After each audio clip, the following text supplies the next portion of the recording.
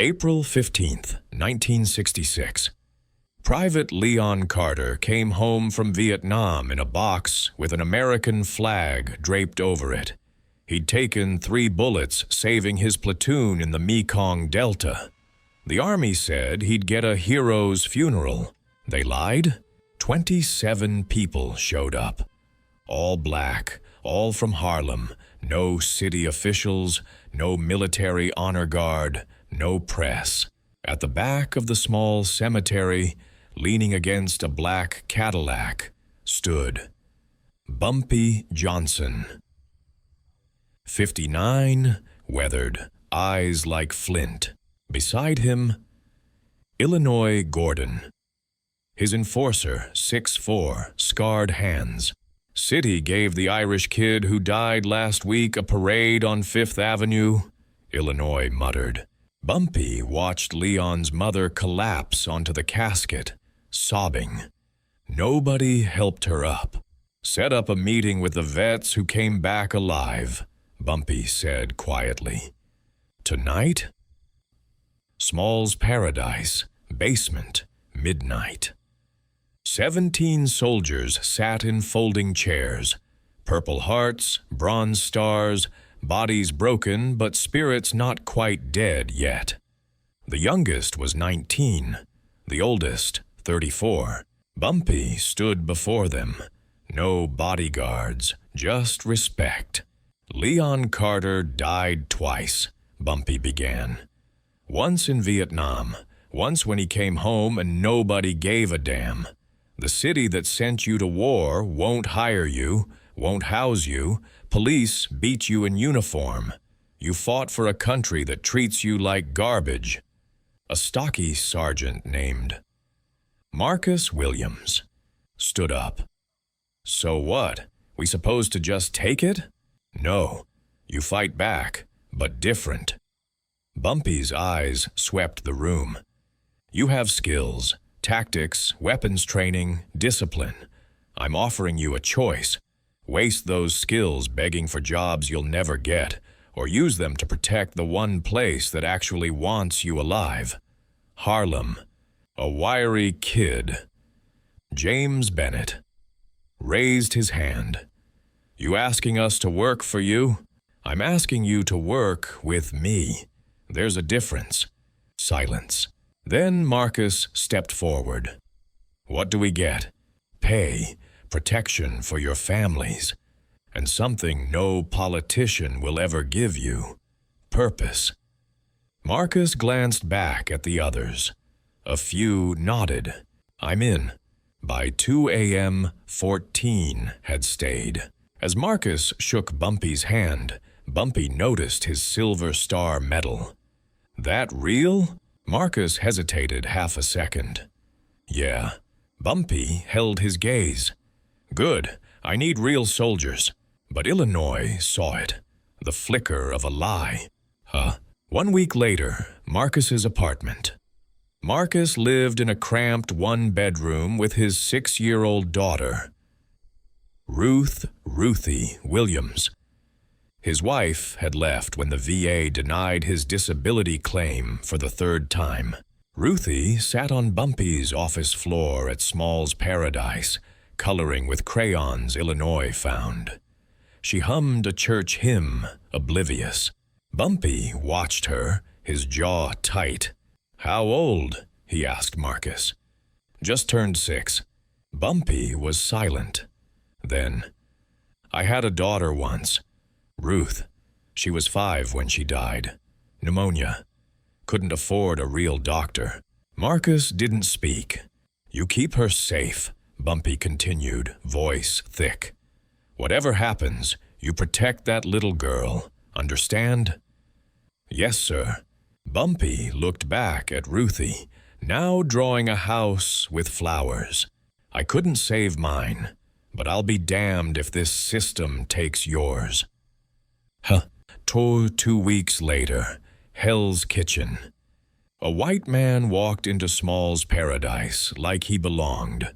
Blonde, late 20s, scar from ear to jaw, faded 173rd Airborne jacket. Illinois blocked him. Lost? Looking for James Bennett. Why? He saved my life. I owe him. James came downstairs, saw him, froze. Danny? Danny O'Reilly grinned. Took me 6 months to find you? They embraced. Bumpy descended slowly. Who's this? Danny O'Reilly, my tunnel rat partner in Ku-Chai. Pulled me out when I got hit. Bumpy studied Danny, the worn boots, the scar, the way he stood.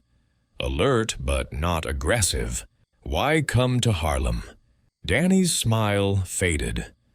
My old man kicked me out, called me a N-lover for defending my unit. I got nowhere else, but James said you protect people the system throws away. So here I am. Bumpy extended his hand. You betray us. Illinois puts you in the ground. Understood. Danny became an asset, invisible in white spaces, infiltrating hate groups, feeding Bumpy intelligence. 3 weeks later, he prevented a firebombing. No press, no credit, just results. A East Harlem, abandoned tenement. 2 a.m. The building was a heroin-cutting house, Genovese crew, police protection. Bumpy sent 6 men. Illinois, Marcus, James, Danny, and 2 others. They moved silent, hand signals, combat formation. James bolt-cut the chain. Inside, 4 mobsters packaging dope. Illinois aimed his .45. Hands. 3 froze. The 4th went for a shotgun. James was faster. Grabbed the barrel, drove his elbow into the man's throat. He dropped, gasping. Marcus pressed his gun to a fat mobster's knee. Where's the stash? Basement, behind the furnace. They got 2 duffels, heroin and cash. Tied the mobsters, torched the cutting table. Flames spread controlled. By the time fire trucks arrived, Bumpy's crew was gone. 3 weeks later. Newspaper headline. Hero soldier turned gang enforcer? Marcus's photo, his silver star. Quotes from unnamed NYPD sources. Bumpy summoned Marcus. Tell me about the medal. Marcus's jaw tightened. Classified. The feds are using it against you. If I'm protecting you, I need the truth. Marcus stared at the floor. Then, February '65, Bin Din Province. My platoon got ambushed. I saw 3 VC running toward a village. I opened fire. Killed all 3. Pause. They weren't VC. Farmers. 2 men. 1 woman. Unarmed. Bumpy didn't react. Command buried it. Gave me the silver star to keep me quiet. Made me a hero to cover their mistake. And the feds know. Marcus nodded. Agent approached me last week. Said if I don't inform on you, they'll court-martial me. Destroy me. Silence. What did you tell them? Nothing, yet. Bumpy stood, walked to the window. You made a mistake in a war you didn't start. They used you, blamed you, and now they want to use you again. He turned. I won't let that happen. How? We feed them bad information, lead them into a trap. Marcus exhaled. And if I mess up? You won't, because you're not doing this alone. 2 weeks later. 11 p.m. Marcus's phone rang. Agent. Carver. Williams. We're done waiting. You have 24 hours to give us Bumpy's operation, or we take Ruthie. You wouldn't. Try me. Click. Marcus found Bumpy at Smalls. They're threatening my daughter. Bumpy's face went stone cold. Where is she? With her aunt in the Bronx. Get her here, now. Illinois, lock down this building. Nobody in or out. Ruthie arrived 30 minutes later, scared, clutching a stuffed rabbit. Bumpy knelt in front of her. "Hey, Ruthie, remember me?" She nodded. "You're gonna stay with Illinois tonight. He's gonna keep you safe, okay?" "Okay, Mr. Bumpy." Bumpy stood, looked at Marcus. "They want her? They'll have to go through me first." The next night, FBI safe house, Queens, 3 a.m. The FBI had taken Ruthie anyway, grabbed her off the street near her school despite precautions, held her in a 2-story safe house. Bumpy, Illinois, Marcus, James, and Danny approached. "No mercy for anyone who touches that child," Bumpy said. "Mercy for anyone who steps aside." They hit the door with a ram. Bang. First agent reached for his gun. Illinois shot him in the shoulder, blood spray, spinning him into the wall. Second agent fired wild. Danny tackled him, drove his head through drywall. Twice? Limp, upstairs. Third agent held Ruthie by the arm, gun shaking. "Don't move," or... James shot his kneecap. He dropped screaming. Marcus grabbed Ruthie, shielded her eyes. "Don't look, baby." Fourth agent, young, maybe 25, stumbled out, hands up, gun on floor. "I didn't want this. I have a kid, too. Son, he's 3. Bumpy walked up slowly, stared at him. "You have a son?" Yes. "Go home, hug him, and if you ever touch another child, I will find you. I will find your son, and I will make you watch what you did to someone else happen to him. Understand?" The agent nodded, crying. "Get out." He ran. Bumpy turned to Marcus holding Ruthie. "I couldn't save my Ruth, but I saved yours." 1 month later. Danny had infiltrated deeper, a white supremacist cell planning an attack on Abyssinian Baptist Church during Sunday service. He fed Bumpy names, schedules, bomb locations. Bumpy's crew intercepted it. No explosion, no deaths, no headlines. But Danny's cover was blown. Off-duty cops cornered him in a diner parking lot, dragged him into an alley. 4 minutes of fists, boots, baton. They left him bleeding. Danny crawled to a payphone. Called Smalls. Illinois and James found him barely conscious. Rushed him to Dr. Evelyn Price. The underground doctor treating vets the VA abandoned. "He needs a hospital," Dr. Price said. "Hospital means arrest," Bumpy replied. "Then I'll do my best. No promises." Danny survived. Barely. When he woke, Bumpy was beside the bed. "You should have stayed away." Danny's voice was a rasp. "And let them win? You almost died. I knew the risks. I chose this. Why? Because in Vietnam, your guys treated me like a human. The white boys called me soft for not hating the Vietnamese. But James, Marcus, Big T, they saw me. I'd rather die standing with them than live kneeling with people who hate what I believe." Bumpy nodded slowly. "You're a good man, Danny O'Reilly, Menke." But 2 weeks later, Danny's apartment was firebombed. He got out, 3rd-degree burns on his arms and back. Infection set in. Dr. Price fought, but without a burn unit, it was hopeless. Danny died August 9th, 1967. But before he died, the FBI took him. Basie. FBI black site. Basement. Danny was chained to a chair, face swollen, one eye sealed shut.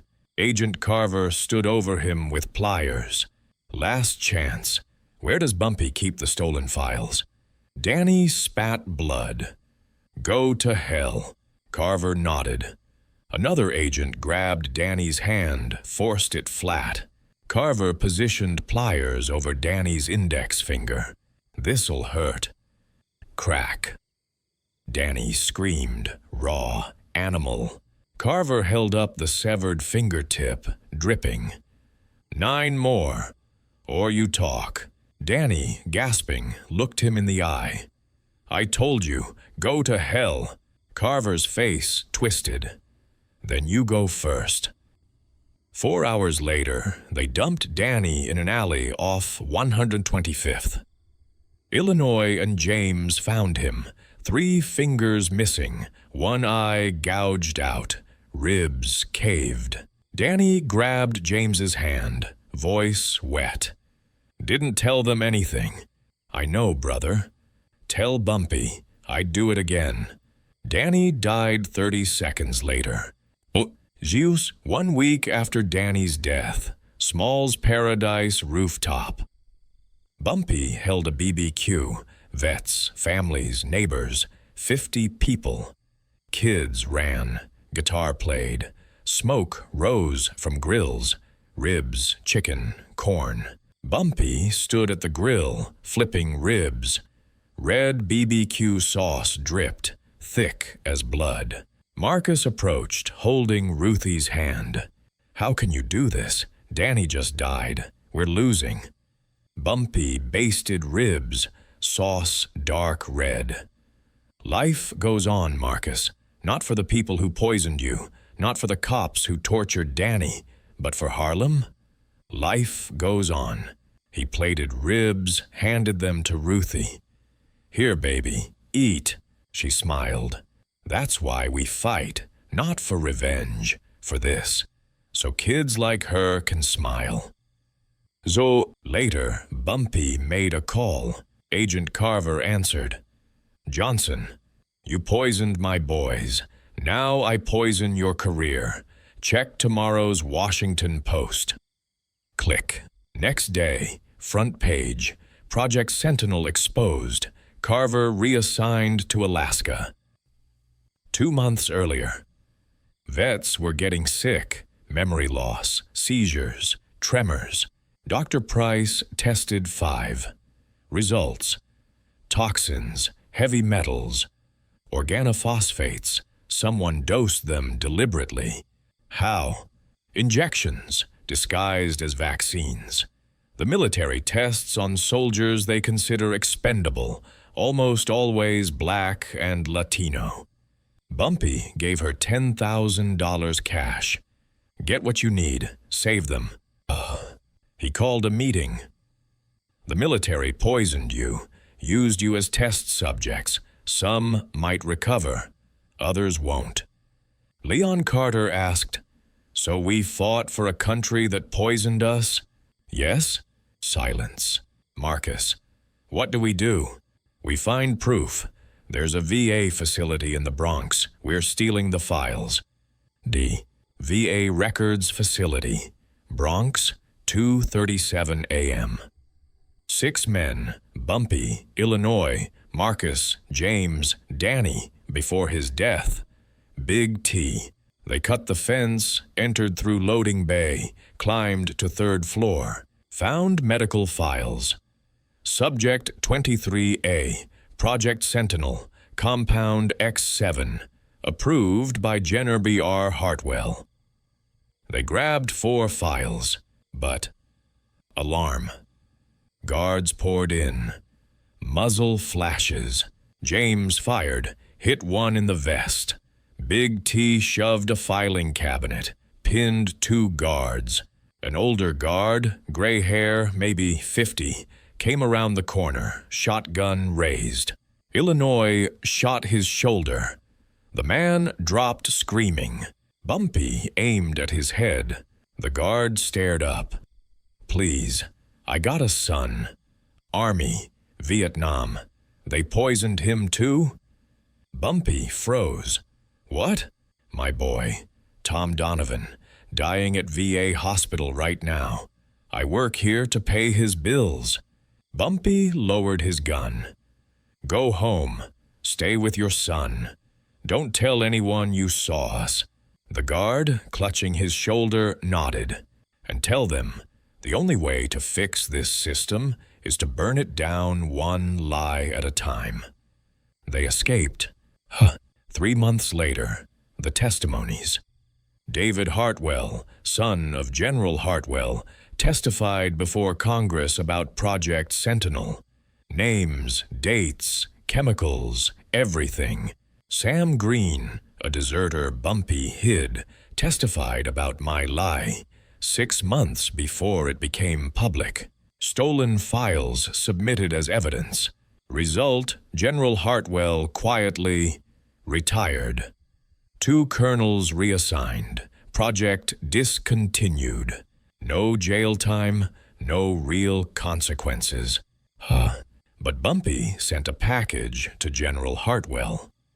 Inside the wooden box, Danny's gouged eye, preserved in formaldehyde. Danny's 3 severed fingers arranged in peace sign. A Medal of Honor, stolen from Hartwell's office. A note, "You poisoned my boys with chemicals. I took your son's honor with truth, an eye for an eye." Bumpy Johnson. Hartwell opened it, stared, vomited. Batter, December 1967. FBI doubled down. Raids, arrests, harassment. Leon Carter, still recovering from poisoning, had a relapse. Dr. Price fought for a week. His organs failed. He died Christmas Eve. At Leon's funeral, Bumpy spoke. Leon Carter fought 2 wars. The country asked him to fight the first. The country forced him to fight the second. He won neither, but he didn't lose. Because he's here, in our memories. And as long as we remember, the system hasn't beaten us. January 1968. Marcus came to Bumpy. "I'm leaving, Canada. I can't stay. Every time I close my eyes, I see those farmers. I need to disappear. I understand. But first, one last thing. The cop who tortured Danny, O'Malley, he's still out there. I want to send a message." January 14th, late night. Sergeant O'Malley left a bar in Queens, drunk. Marcus stepped from shadows. O'Malley. The cop turned. Marcus disarmed him, put him on his knees. 2 other cops reached for guns. Illinois and James appeared, weapons drawn. "Don't." Marcus leaned close to O'Malley. "Remember Danny O'Reilly?" O'Malley's eyes widened. Marcus pulled a tape recorder. Pressed play. O'Malley's voice. "Taught that race traitor a lesson. Should have seen him cry." Marcus stopped it. "This goes to Internal Affairs, to the press. You're done. And if you ever touch another person in Harlem, I'll come back. And next time, I won't just ruin your career." They left. O'Malley knelt in the alley, crying. Marcus left for Canada the next day. "Do you think we made a difference?" Marcus asked Bumpy. Bumpy looked at Harlem. "We made them remember we exist. That's not nothing." Wells Restaurant. Bumpy Johnson sat eating chicken, talking with friends. Pain shot through his chest, sharp, sudden. He tried to stand. Couldn't. James was at his side in seconds. "Boss!" Bumpy grabbed his hand. Voice weak. "Tell them. We fought." James, tears streaming, nodded. "We'll tell them." Bumpy Johnson died at 9:47 p.m. Marcus sent a letter from Canada, read aloud. "Bumpy Johnson taught me dignity isn't given, it's taken. He gave me a second war to fight, a just one. I'll carry that fight for the rest of my life. Rest in power." James stood before the crowd. "Bumpy didn't save us from the system. He taught us we didn't need saving. We needed each other. Danny, Leon, all the brothers we lost, they knew that. Now we carry it forward. Screen fades to black. Text appears. Project Sentinel was declassified in 1994. Over 2,000 Black and Latino soldiers were exposed to experimental chemicals, 1952, 1975. The My Lai massacre became public in 1969. Lieutenant Calley convicted. He served 3 years house arrest. Bumpy Johnson died of heart failure at 62. Harlem remembers him not as a gangster, but as a protector. Marcus Williams, James Bennett, and Samuel Green's identities remain unknown. This story honors all veterans betrayed by the system they served. I really want to know, where in the world are you watching this from? Drop your city or country in the comments. This story has reached readers on every continent, and I'm always amazed by how far these legends travel. Drop a comment, share this story. Let's talk about it. If this story of the bloodiest wedding in Harlem history hit different, drop a like and subscribe. See you in the next one.